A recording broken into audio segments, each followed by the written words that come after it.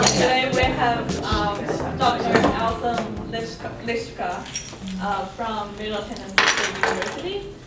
She has been an active mathematics educator for more than 25 years, and both as a secondary both as a secondary classroom educator and as a mathematics teacher educator. She earned her doctorate in education from Kennesaw State University. She's currently an assistant professor at Middle Tennessee State University, where she teaches in both the teacher credentialing program and in the mathematics and science education PhD program.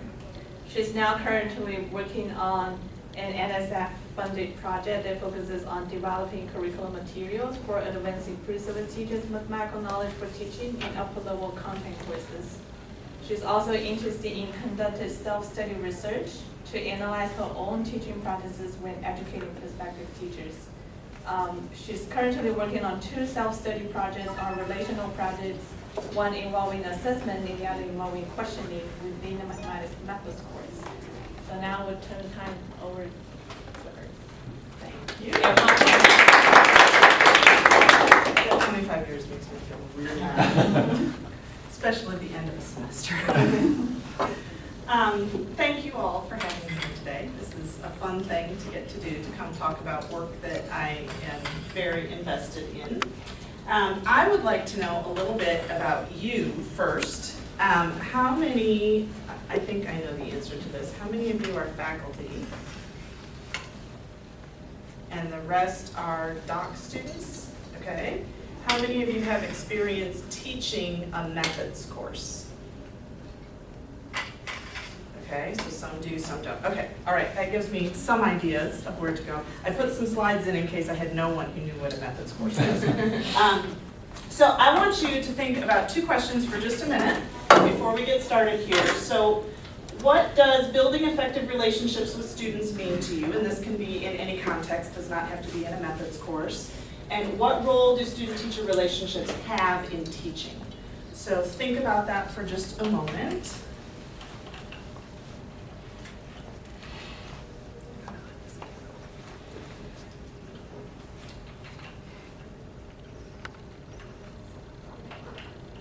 And then talk with your neighbor for just a moment. Share some of your ideas.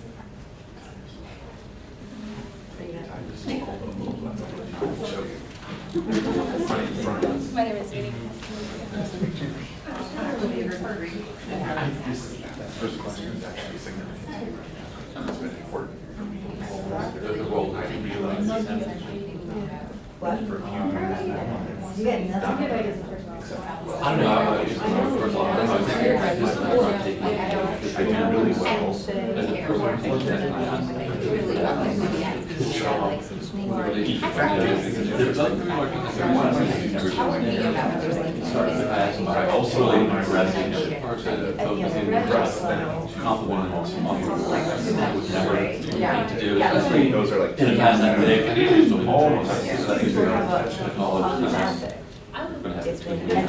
I've always thought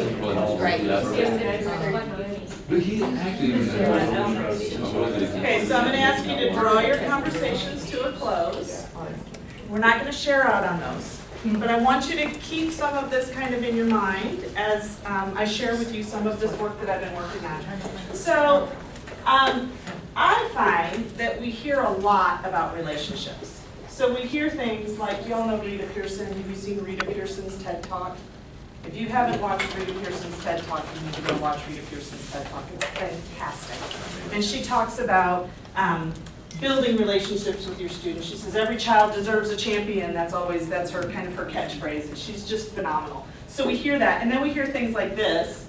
Classroom management is not about having the right rules, it's about having the right relationships. So we see kind of these messages. Every child you pass in the hallway has a story that needs to be heard. Maybe you're the one who's supposed to hear it from them.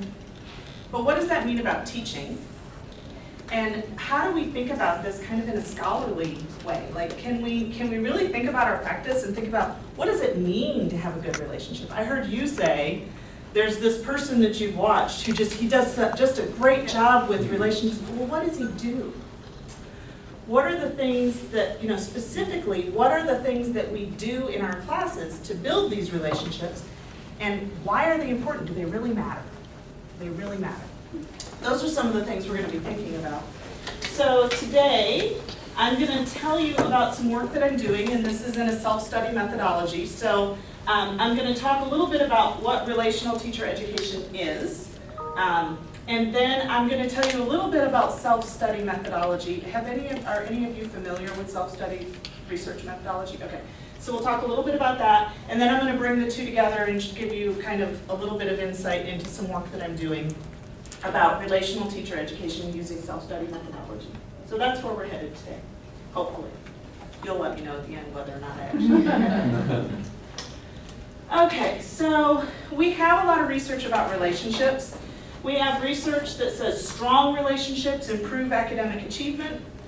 Some of these are meta-analyses that look at across a lot of different research projects that show us this. We have research that shows us that strong relationships improve student engagement, which makes sense because then it helps improve their academic achievement. We have research specific to mathematics education that shows us that teachers can build caring relations through mathematical support. Hackenberg, you all might know that. That might seem a little more familiar to you. We also have some other work in mathematics education developing frameworks for relational interactions in mathematics classroom. This work moves into a social justice and equity perspective and thinks about how we can better support minority students in mathematics classrooms with our interactions. So most of this work is not specific to how do you actually build those relationships and how do the practices that you use in the classroom particularly build those relationships. They're also in a K-12 setting. So if we kind of zoom out and think about mathematics education, in general, there are a lot of different places where we study teaching and learning in mathematics education. We study the mathematics itself. We study teaching mathematics, so how do you actually teach the mathematics? We study teaching mathematics teachers, and then you'll get to a point where you're teaching the mathematics teacher educators, which is what many of the faculty are doing at this point. And the work that I'm doing is in this area where I'm thinking about how do I help people become mathematics teachers?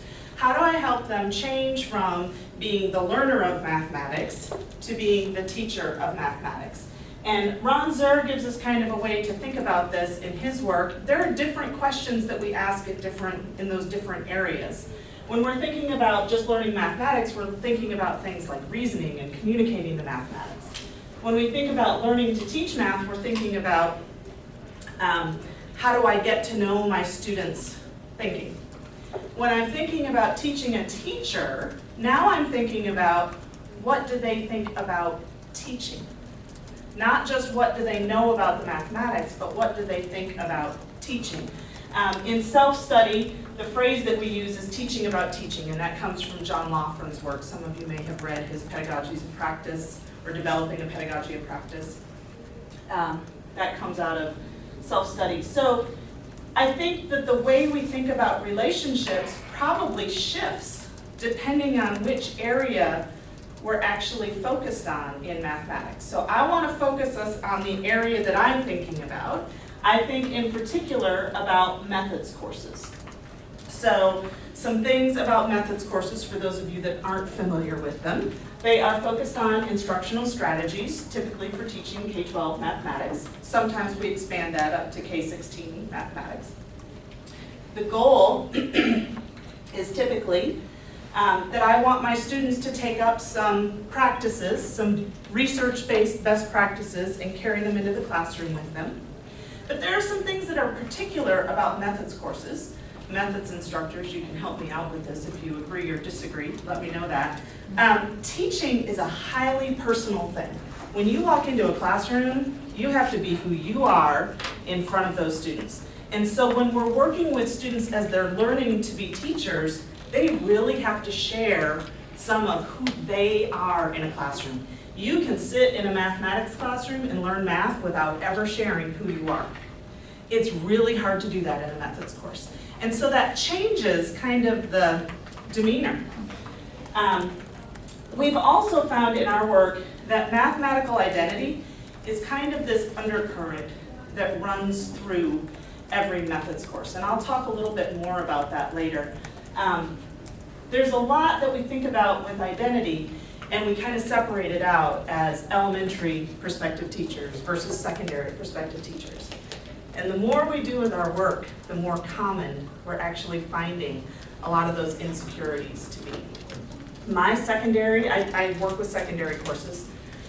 My secondary students are wanting to teach math because they did really well in math class. And then they come into my reform-oriented geometry course and they don't necessarily know how to learn mathematics that way.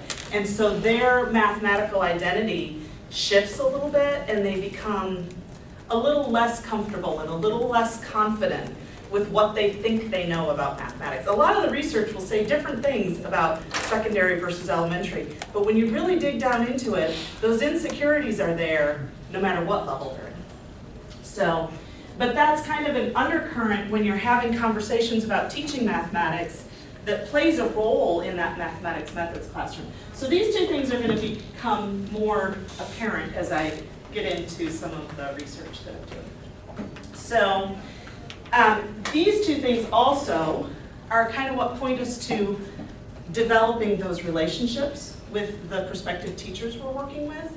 If you want your teachers to share with you and really dig in and think about their own identity as a teacher and their identity as a mathematician, you can't do that if there's this wall between you and the students. So the work that I'm doing centers on developing a relational teacher education practice. The definition that we use for relational teacher education comes from Julian Kitchen. He is not a mathematics educator. He is a language arts educator. Now he's a dean. I don't even think he's teaching language arts education anymore. But he talks about relational teacher education as an approach to understanding teachers as curriculum makers, and more significantly as a way of helping teachers harness their personal practical knowledge. That helping comes from Rogers. He's a psychologist, and he talks a lot about helping relations and helping relationships.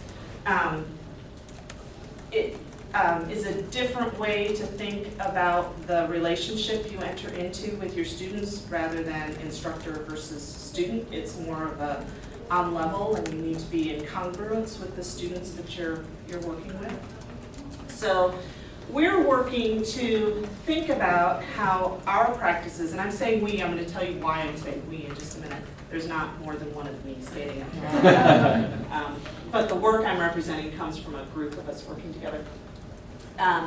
So we're working to understand, what does a relational teacher education practice look like in a methods course?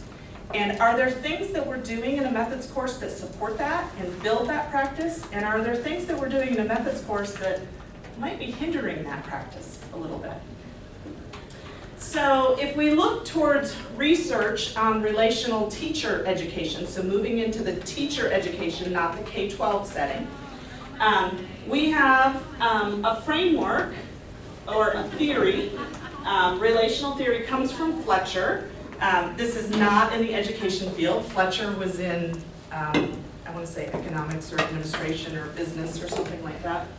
She gives some really nice descriptions about a relational theory that talks about growth happening in connection with others. Noddings brings it into teacher education and talks about teaching as a relational practice. We go even further with Grossman and others who talk about developing a relational teacher education practice as a core central goal of teacher preparation, and needing to have this as a central goal of teacher education. And then we get to Julian Kitchen, who actually gives us a framework for what does relational teacher education look like and what does it do. So Kitchen's framework breaks relational teacher education into 7 different constructs within that. I hope these show up. Can you see those? Okay. So kitchen gives us the 7. In our work, we've separated these into 2 groups. So relational teacher education is about knowing in relation to yourself and the field of teacher education. So things like understanding your own personal practical knowledge. I can't enter into a relational teacher education practice until I know at least what I know and what I don't know. I don't know everything. But I know the things that I do have knowledge about. I have a vision for improving my own practice. And I understand the landscape of teacher education. Everything we do in a methods class, several of the conversations I've had today, have been about, we're in this practice, but then we have these governing bodies over us that say that your students have to pass the ITPA, and they have to pass the praxis, and whatever else. So there's this landscape out there that we work within. And so knowing in relation to self and teacher education requires that you're bringing these things into the relationship with your students. But then there's this other part about knowing in relation to the pre-service teachers. And in that, we have to think about helping pre-service teachers face problems. Now, in a methods course, it's kind of a fine line because I want them to bring those problems, but then I have my own goals of what it is I'm trying to move forward on. Their problems might not be what my goals are right now. So how do we bring those 2 together? Empathy. This is where we struggle. I mean, I'm a mathematician. That's where I started. I'm not always a people person. I'm an introvert. So this is a hard thing for me. And it was really interesting to us as we started thinking about this. It's easy to respect and empathize with your teachers. It's not always easy to convey that. Like in my mind, I know that I respect and empathize with your problems, but have I really conveyed that to you in what I'm doing? Not always. Receptivity to growing in relationship is also important. Those teachers bring stuff to my classroom that I can learn from and that I need to learn from and need to be thinking about, but am I always receptive to that? So throughout our work, this is the framework that is undergirding what we're doing. And in our conversations, we think about how are the things that we're doing displaying or matching with these different areas of relational practice. So there's what we do know about relational teacher education. There's a lot we don't know about relational teacher education. So in particular, we have these big, broad descriptions about teacher education. Is it different in mathematics teacher education is a question that we ask. Is it different in language arts teacher education? It might be. In particular, we're thinking about not just general mathematics teacher education, but particular to a methods course. Is there something happening in a methods course that either promotes or hinders a relational teacher education practice? And drilling down even more specifically, can we think about the practices that we enact in a classroom and figure out whether or not those are being enacted in a relational way or not? So those are some of the questions that that we're thinking about right now. And the methodology that we use is self-study. So I want to step back for just a minute and talk a little bit about self-study. People hear the word self-study, and it's a little different, I think, once you start to dig into it a little bit. The self-study of teacher education practices is a SIG of the AERA. It's been around for a little over 20 years now. And it started with teacher educators who were at AERA and saying, we're not really examining our own practice.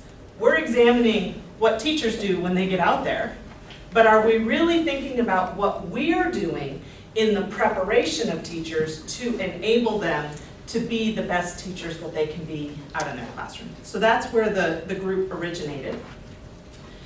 This methodology is qualitative, although you'll find quantitative mixed methods brought in at different points. It is always focused on improvement of the preparation of teachers.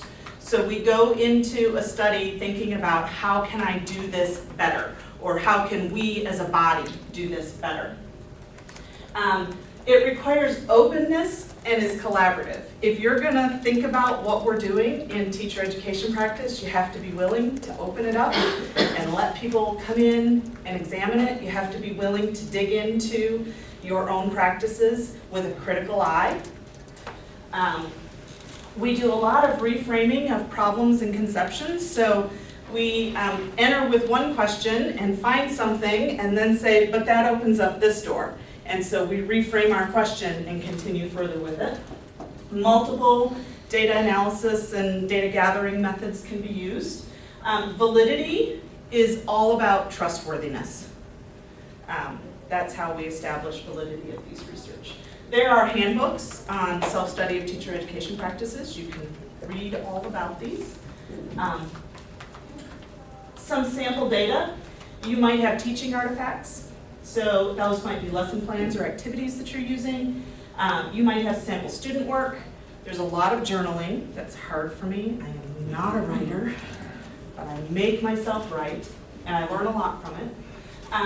Either audio or video recording. I do a lot of audio recording because it's easier to get IRB approval, especially when you're studying your own students. My IRB does not like that. Observation notes, either of your own classes or going and observing other classes.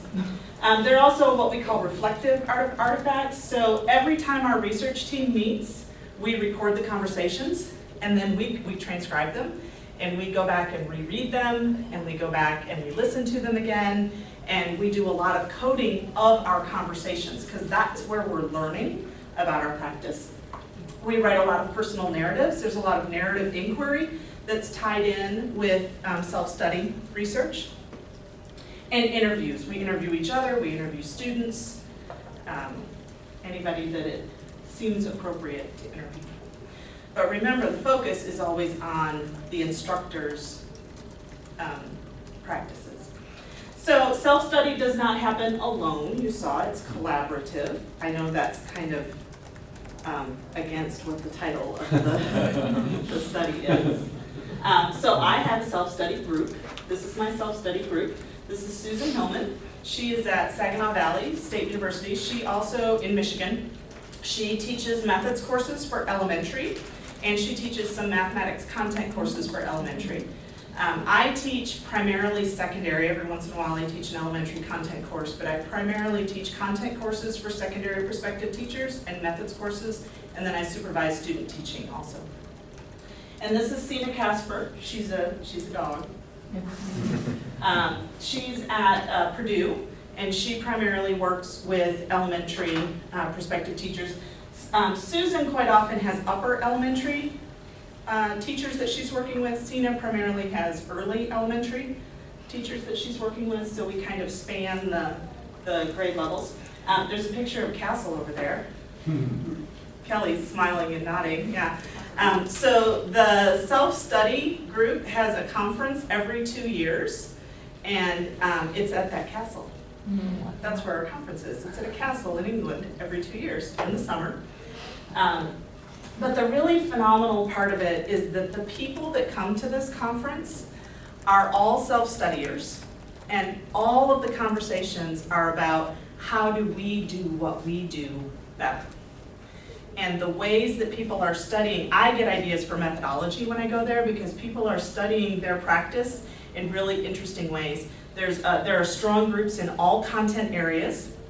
We had more math educators there the last time than I had seen the time before, which was nice to see. There's a strong group in physical education that does just some phenomenal work, and I've learned so much about methodology for them. But it's a really open, welcoming, warm group, and the concern among everybody is how do we do a better job preparing teachers? So it's a fun place to go. You don't stay in the castle, that's just where the sessions are.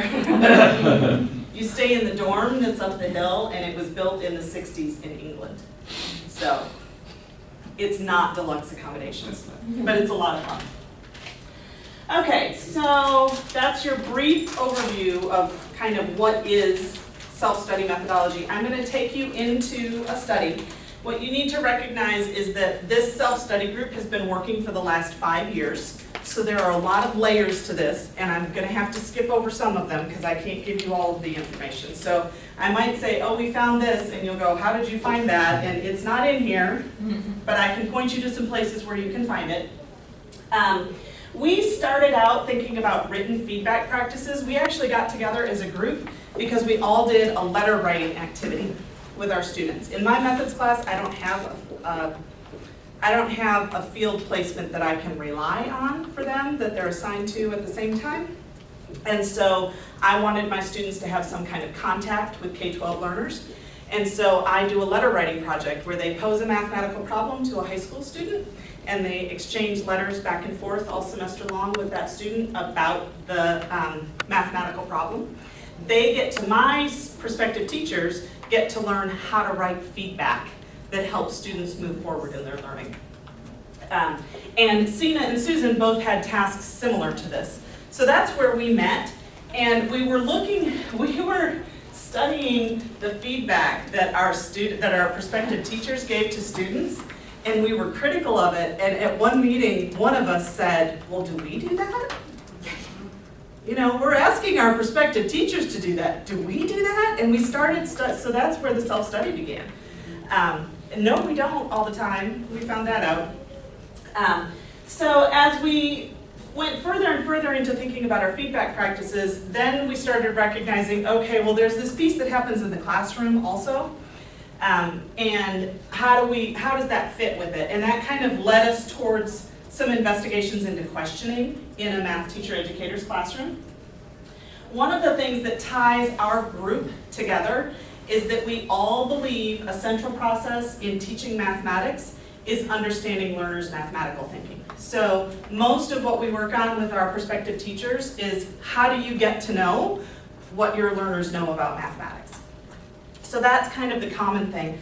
The fun thing is the findings that we have, even though we have 3 diverse settings, we have a lot of common things that we end up doing. Sina is at a very research-intensive institution. She gets a lot of the top students in her state that come to her institution. Susan is at a purely teaching institution. They do not have graduate programs. I'm at a university where we're transitioning, but we are the largest transfer institution in our state, and we have more commuter students than, we only house 10% of our students on our campus. So very different contexts and types of students that we get, but across the board we're finding a lot of the same things, which brings strength to our findings.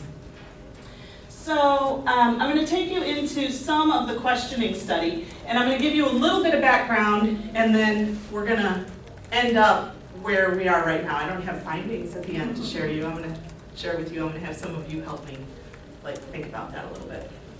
So we are thinking about what are the characteristics of our questioning in mathematics methods classes, and in what ways is our questioning practice relational.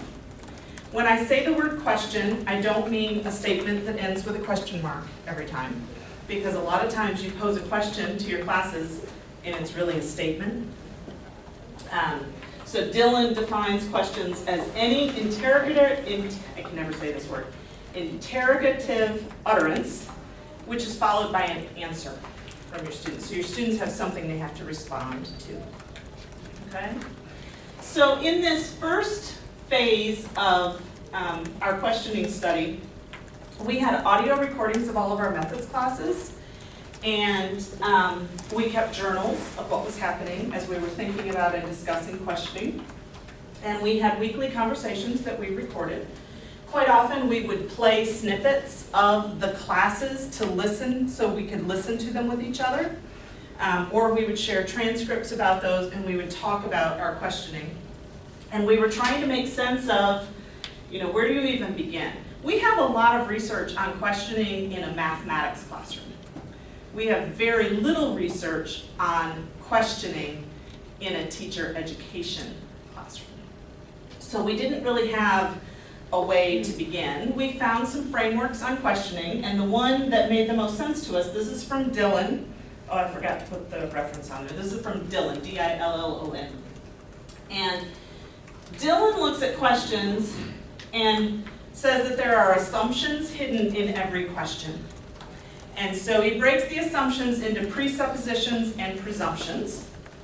Presuppositions are assumptions. I have to look at this because I always flip these two. I don't know why, but I always flip these two. I've written about it how many times and I still flip them. So presuppositions are assumptions that are conveyed in the logic of the sentence. So the sentence conveys something to the students. There's an assumption hidden in there. Presumptions are about the beliefs that you have that are tied to that question. Those are the Dylan part. There are also some other pieces, and what we broke that into was basically purposes and roles. So in asking a question or posing a task to your students, you have some purpose for that. There's something that you want to get out of that. It's quite often tied to what your beliefs about it are and how you phrase that. But the roles was the other important thing to us. We position our students in different ways with different tasks that we do in a mathematics methods class. And so we spent some time thinking about these four things with our questions. We took transcripts of our questions and we coded and we stated what are the presumptions, presuppositions, roles, and purposes in each of these. And then we looked across them to figure out what was going on. And we found some things with that. Let me give you an example of the data. So this is from my methods class, secondary methods class. And we're getting ready to do that letter writing activity that I just told you about a minute ago. And so I had brought in sample student responses to a task. My students had done the task earlier, like the week before. They'd completed the task mathematically.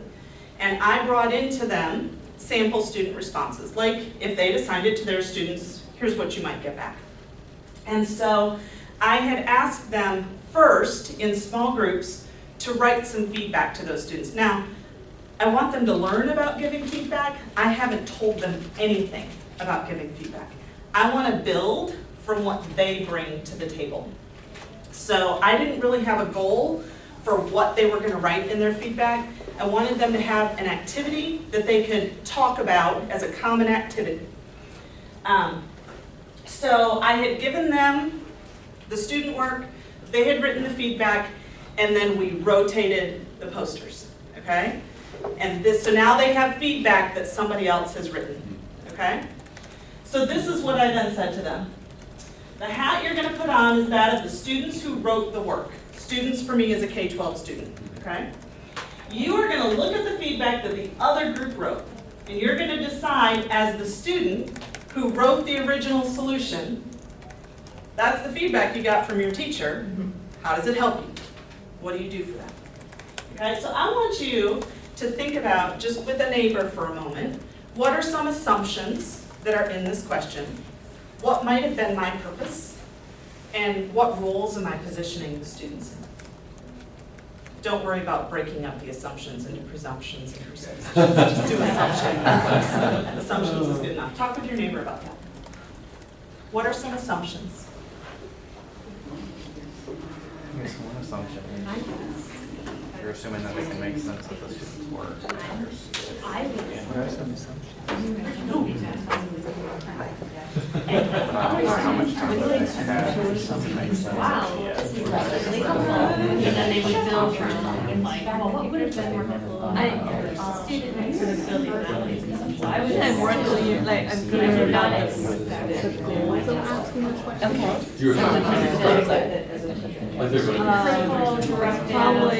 Probably like the teacher's log. Like, it might be Professor students to listen to what their peers tell them, how the students think about this, and then to compare how that, to compare with what their original. If the way that they're playing So pretend they're the K-12 students. okay, yeah. And it seems like so the if I were the K-12 student, what would I do? Okay. What is So, I would like to hear just one or two comments, not real long, but just one or two comments. What are some thoughts that you had with this? Did Did you identify any assumptions? Did you think about pros and cons of the question? Does it not assume that the pre-service teacher can actually put him or herself in the place of the student? Was for me. That's a huge assumption. Yeah. To figure out what a student would do with. Yeah. Yeah, like here, think like somebody else. How do you do that? I mean, think like somebody with a completely different role. You know, you're Yeah. now a college student, pre-service teacher, thinking about what a high school or middle school student. Yeah. Anything else? That was a big one. That was a big one, wasn't it? Okay. Sorry. But we do this, like we see this in methods activities all the time. You know, think about it like this, think about it like this. And what I found, when I looked at this particular lesson, oh my gosh, I asked my students to fill in like 5 different roles in the course of a 70-minute class. They had to be schizophrenic by the time they left my classroom. It was too much. So how do we set this up? It's a challenge in methods classes. How do we set it up so that they can think about the mathematics and think about the different roles that are going on, but maybe not ask them to pretend that they're somebody else, you know? So we've started rephrasing our questions. I can still ask them to think about what happened in this situation, and I can still use pieces of this activity, but I can phrase it in different ways so that they're approaching it as themselves. You are a teacher. How do you think, what do you see as happening here? That was a big thing that showed up. So we had several other things that showed up in this particular phase of the study. We found that we ask for thinking and then we don't use it. You know, we gather the ideas, what do you think about this? But then I have my agenda and I'm going to move forward with my agenda. And so I'm not actually bringing you into the conversation. I'm kind of making this space for you to put yourself out there and then I'm stepping away from it. Okay? It's not a very relational move. We felt that a lot of times we were thinking about coverage of the syllabus, like these are the things we have to get through, when what we really want to be doing is a more hermeneutic method in our classes. So how can we move towards that?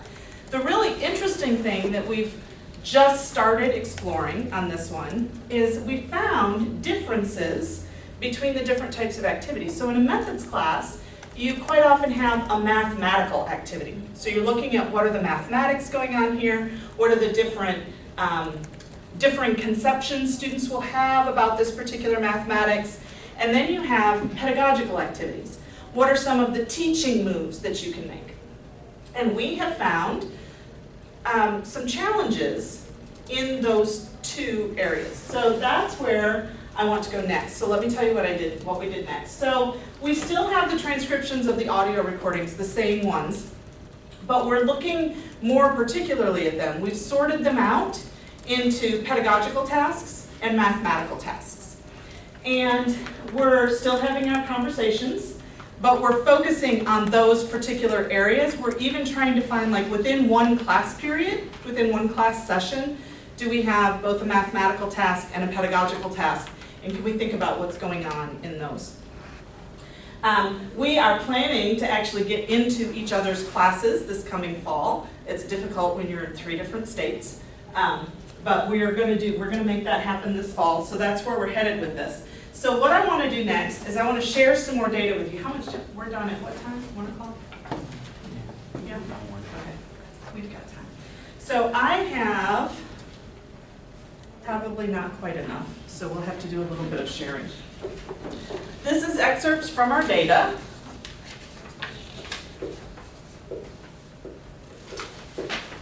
And there are different contexts and situations. Whoops. And can you hand those back, and this one back. I have one more. Are they 2 Do we need another one? Did I bring them up? You have one. Okay, so let me I should have given you this before I handed out those bad teacher moves. So in each context, and there's one from each location, so one of these is Sino, one is Susan, and one is me. There are 2 different questions. So you get the context of the lesson, and you get a question that's a mathematical task and a question that's a pedagogical task. So I want you to just look at those for a moment and talk about them with each other. Maybe just pick one. You don't have to look at all three of them. And do you see any differences between them? Do you see differences between them? Differences between questions? Between the questions in the pedagogical task and the questions in the math, or the discussion in either, not between contexts, within one context. So between these questions, these questions, Yeah. not this thing and this. Yes. Is that different? Within a single context. Oh, yeah, right. Yeah. Yes, yes, Okay, yes. I was like, how would compare between? Sorry, I didn't set that up very well. Do number 2? It's the shortest. Yeah. I was reading number Brian, I two. wrote that. Enacted.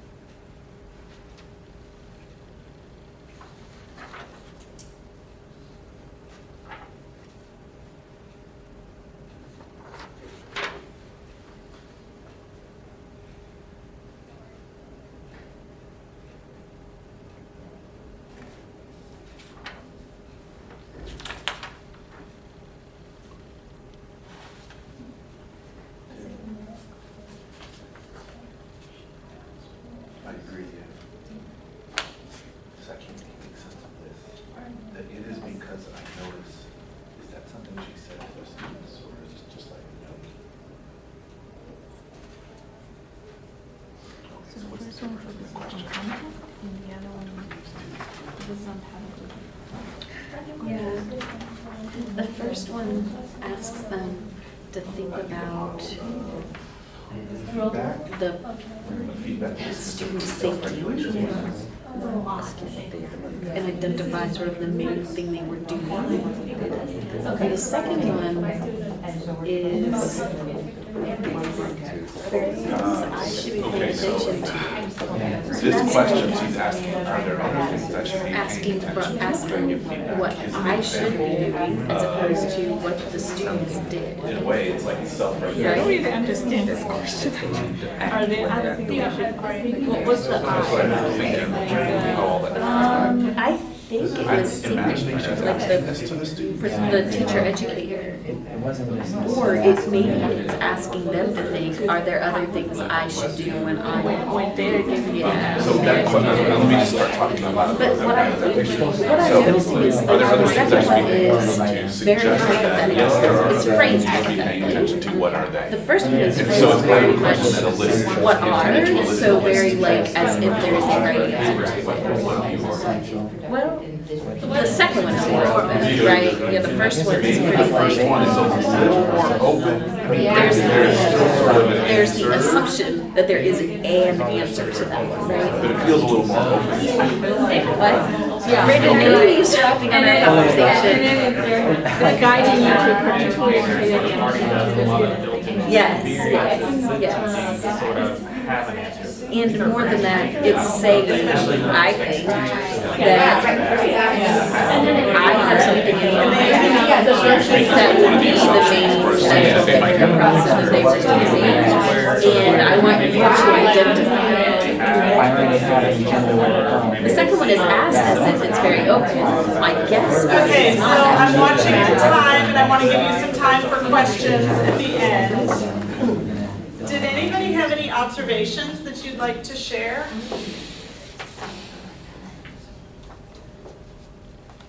There were a lot of conversations, so I know you had observations. We talked about seasons, Uh-huh. and we were saying that the first one was the pedagogical question, and the second one was the mathematical question.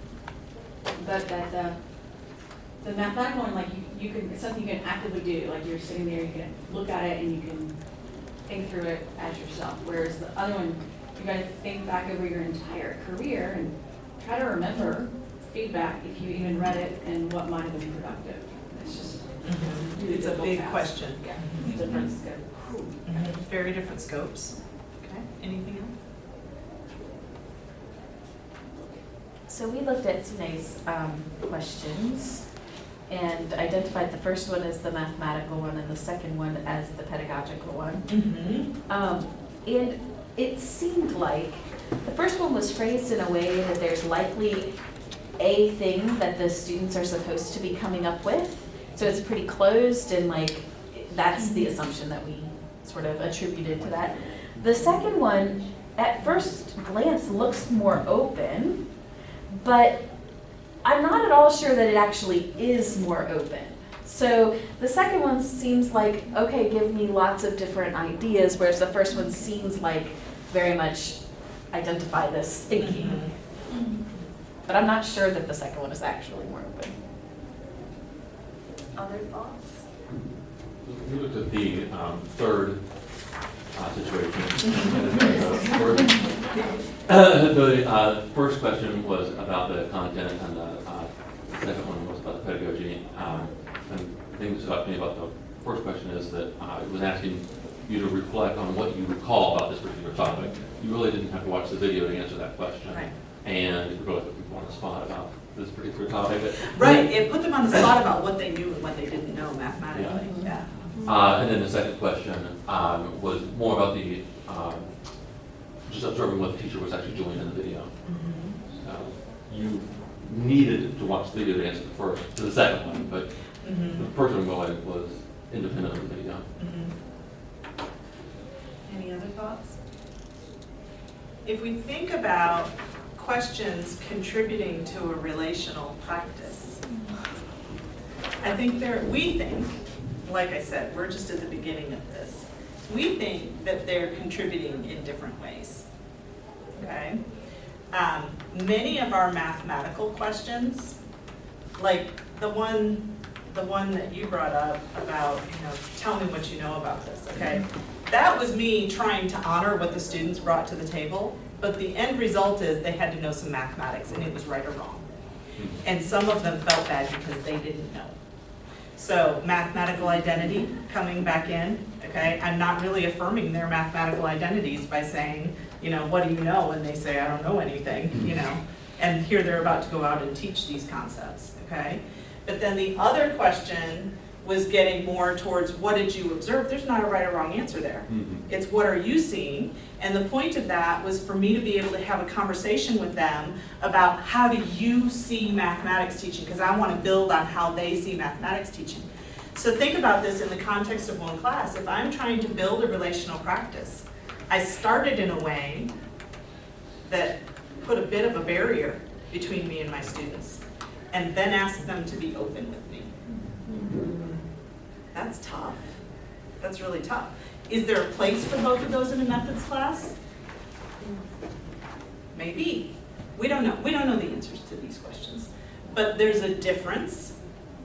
And what does that difference mean about what our students take away?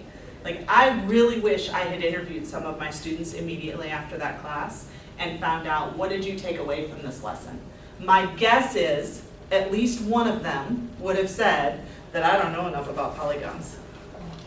Like, I don't remember my high school geometry on polygons. So they're not taking away what I want them to take away from the lesson. So that's kind of where we're at. We're at the beginning of identifying the pieces that we're going to use in our analysis and then figuring out what those differences are and what they mean. A lot of self-study is about uncovering tensions in your practice. Those tensions are there. We write about them as imbalances.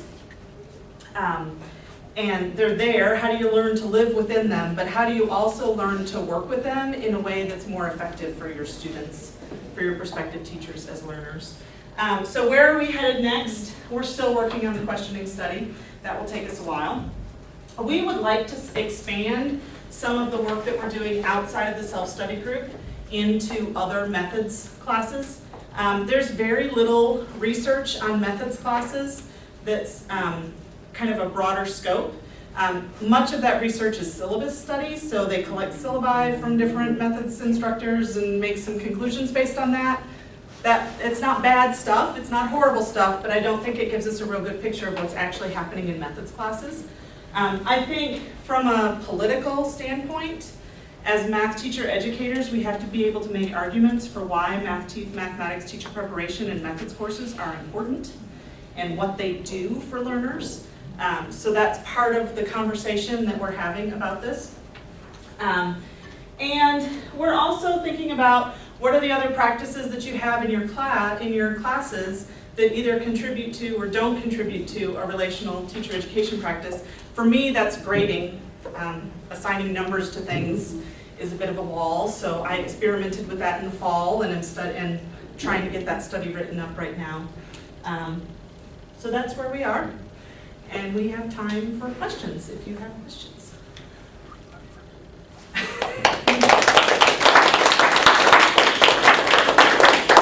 What questions do you have? So thank you for your presentation. I have a question on grading. So after you taught or you've learned to be a pre-service teacher, and then you assign them homework, and then some of it entails writing. And when you're grading, you give written feedback, but you're not really sure if these pre-service teachers use that feedback. Because sometimes you can give the same feedback over and over again, so you're like, are they really reading this feedback? So what are some of the strategies that we can use to make sure that we make use of this feedback that we give to improve learning? Thank you for asking a question that I actually have an answer to. I've heard a lot about this with feedback. So there's research that says if you put a number on something and give written feedback, the teachers won't they'll look at the number and they won't attend to the feedback. So one of the things I do is I give feedback with no rubric. Like you get the feedback and then you self-evaluate. So they have to read the feedback in order to do that. I also often I have a journal that my students write. Secondary math teachers don't like to write. They're not writers. They have to write for the Ed TPA. I try not to teach to the Ed TPA, but I try to put some things in that might help them along the way. So my students have to write a journal, and they journal back, and I read the journal and reply back to them. So whenever they get feedback on a major assignment, they have to write about it in their journal. And then I give them more feedback on that. The other thing that I did last fall was I took all the numbers off of everything. I don't give any number grades in my methods class at all. There's a rubric that says you've met this or you haven't met this, but there is no number assigned to it at all. That was a bold move that I was willing to make after my tenure promotion. But there are things like asking your students to reflect on it. So it's about how you structure assignments so that they do have to use that feedback. If they write more than one lesson plan in my class, then the feedback that you got on your first lesson plan, I expect to see attended to in the second one. It's not necessarily about going back and revising work that you've already done, but how are you using it in the next one? And so I'll add questions to whatever they have to write for me that will say something like, how did you use the feedback that you got in your first lesson plan? So putting pieces in that force them to attend to the feedback is always a good practice.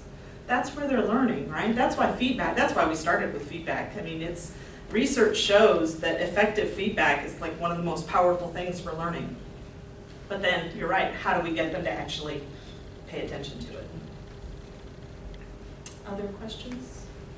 I have a question. So at the beginning of the presentation, you looked at the different levels of mathematics. So there was mathematics, and the teaching mathematics, and then teachers. And so I'm wondering, when you were talking about relationship building in your classes, is the way that you model relationship building, is it a model for what they'll use, or how are those two things different? The relationships that you would have as a teacher educator different from the relationships that the teacher will have with their Right. students. And Yeah, having been in both, I was a high school teacher for a lot of years. They are different. There are different boundaries. But at the same time, it's still about getting to know your students and getting to know what their concerns are. We can't teach a student how to complete the square on something if their head is in something else that's going on in their life and they just can't even think about it, okay? So we do, I spend time with celebrations and concerns at the beginning of the class, and I emphasize the celebrations. What's something great that happened today? And so we share out some of those types of things. You can do that with your K-12 students also. And it helps to build community. And so there are some things that, yes, they go across. The concerns are different. Your K-12 learners aren't concerned about how am I going to get a job and keep a job after I leave here, Some of the high school students are, yes. So there are some differences. I talk about that with my methods courses, particularly towards the end of the methods course. The students that are in my methods course, most often, not all of them, but most often do student teaching in the next semester.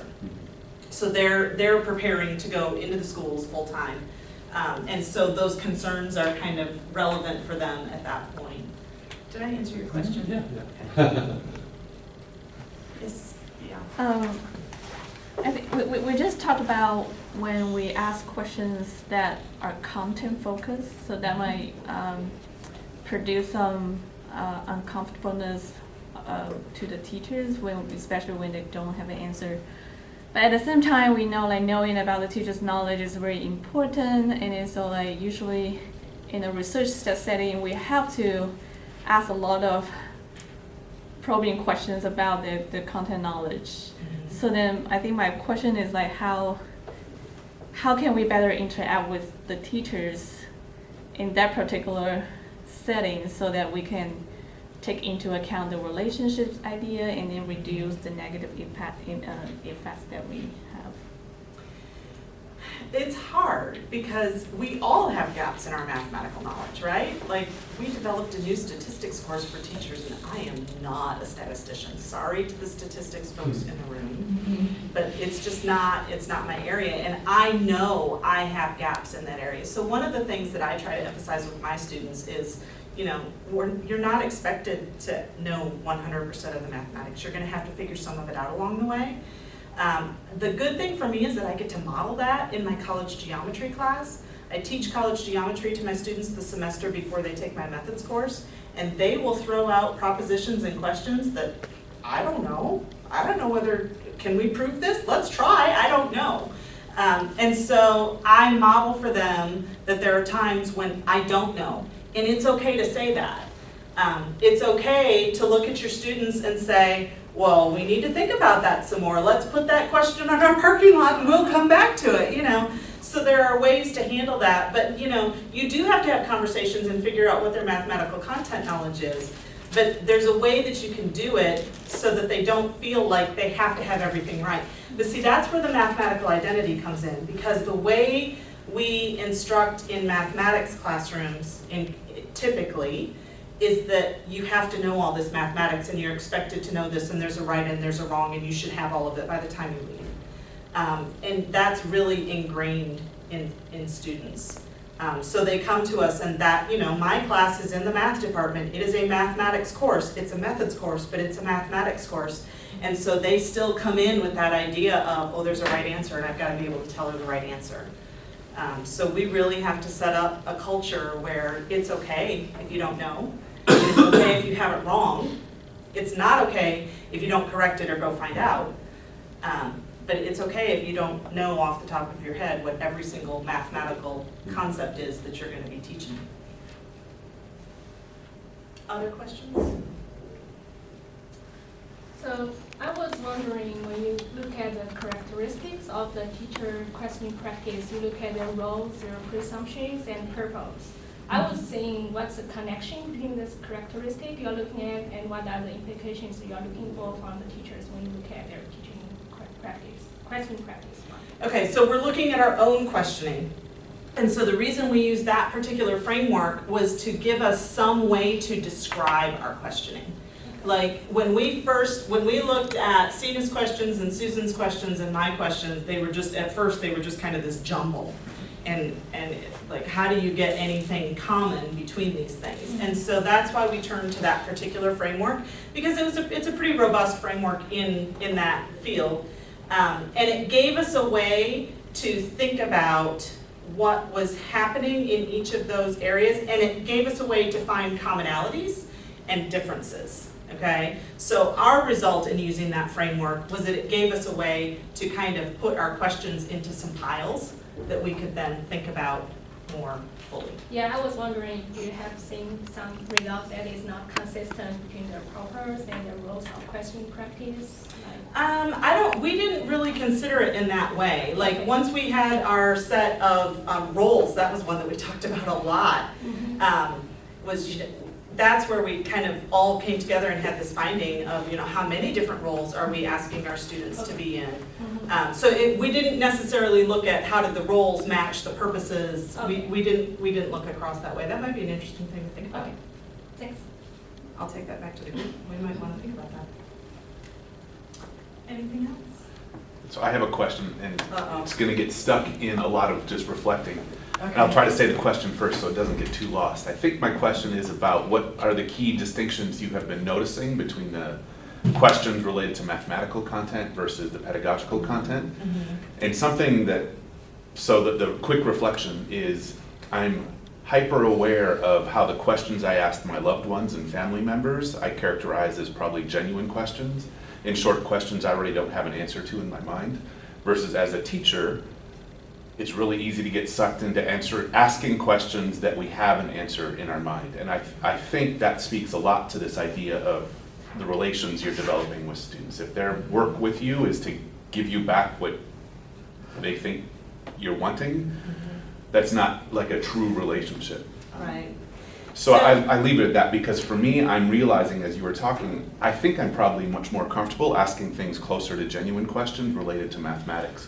But the teacher prep side of things, you got me thinking about. I would say that we probably feel we do the opposite. So Dylan says you should never ask a question unless you're absolutely curious about the answer. Right. If you already think you know the answer, then you don't need to ask the question. Right. That's hard, because in mathematics classrooms, we ask a lot of questions that we know what the answer should be for, right? So that's kind of a, that's a tension for us. We actually find that we're more curious about the answers in the pedagogical questions, because we're really digging to build those relationships and find out what our teachers, like, I have to help the teachers that come to me become the best teacher that they can be. Okay, like I know the research-based practices, I know the things I'm gonna kind of perturb them with and help them think about, but I have to help them be the best teacher they can be. Sina and I have arguments about this all the time, because she will say, if a teacher comes to me and wants to tell everything, I have to help them be the best teller they can be. That is Sina's radical constructivism. That is how she thinks about it. I struggle with that. Like, if all they want to do is tell, I have a hard time leaving it at that, okay? Does she absolutely leave it at that? Probably not. She pushes them a lot. But we're curious about what they envision in terms of teaching. I need to be more curious about how they understand the mathematics, is what I'm finding. Like, I know what they've come through, the courses they've come through, I have my picture of what I think they should know mathematically, and so I ask questions that just kind of surface that, instead of being truly curious about what they know mathematically. Now, in my college geometry class, my questions are all totally curious about, what do you think about this?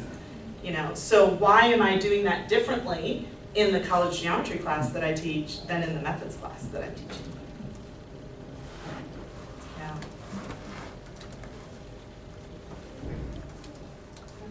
I really have a second one, can I ask? What aspects of Nell Notting's caring work do you guys really We pull in? really are, so Kitchen is based much more on Roger's conception of helping relationships. So we're following Kitchen that's more from Roger's.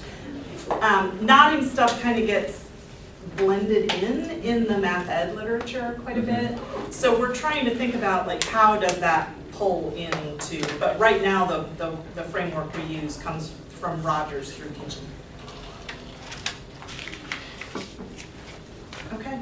Okay. All right, thank you.